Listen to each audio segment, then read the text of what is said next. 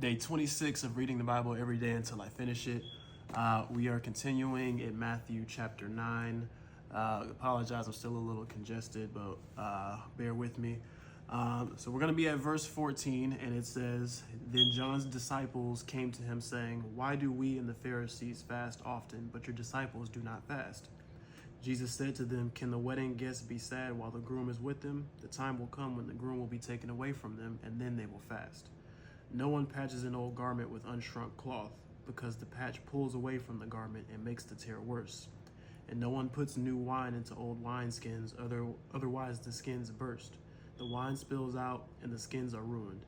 No, they put new wine into fresh wineskins, and both are preserved.'" So what's happening here is John's disciples, John the Baptist, is coming up to Jesus and asking him, why aren't his disciples fasting like they were, right? Because it was a normal thing to kind of show your faith that you would fast regularly back then. And in response to this, Jesus tells him, or asks him rather, would you be sad while you're with the groom, or would you be sad after he's taken away from you or after he's gone? Now, I did a little bit of digging on this one because I didn't really understand it at first. But back in the Old Testament, God refers to himself as the groom, right? Or the bridegroom, technically.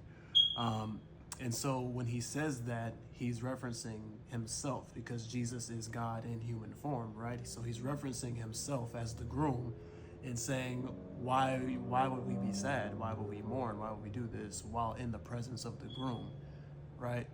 You do all that after he's taken away from you, and he's kind of foreshadowing a bit his death or his crucifixion, because he knows at some point he's going to be taken away from them.